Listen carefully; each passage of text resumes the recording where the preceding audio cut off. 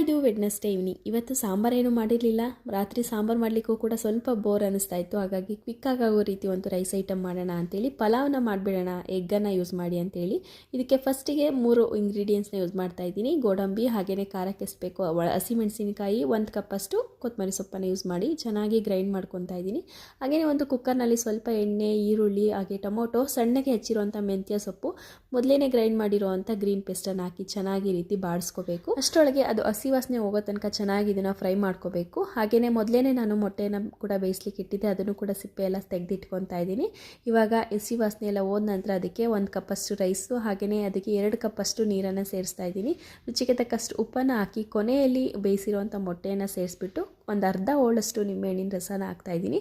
ಇದ್ರ ಬದಲಿಗೆ ನೀವು ಮೊಸರನ್ನು ಕೂಡ ಆ್ಯಡ್ ಮಾಡ್ಕೋಬೋದು. ಈಗ ನೋಡ್ತಾ ಇರ್ಬೋದು ಪರ್ಫೆಕ್ಟ್ ಆಗಿರುವಂಥ ಕೊರಿಯಂಡರ್ ಎಗ್ ಪುಲಾವ್ ರೆಡಿಯಾಗಿದೆ. ಇದನ್ನು ಡಿನ್ನರ್ಗೆ ಅಥವಾ ಲಂಚಿಗೆ ಈಸಿಯಾಗಿ ಮಾಡ್ಕೋಬೋದು.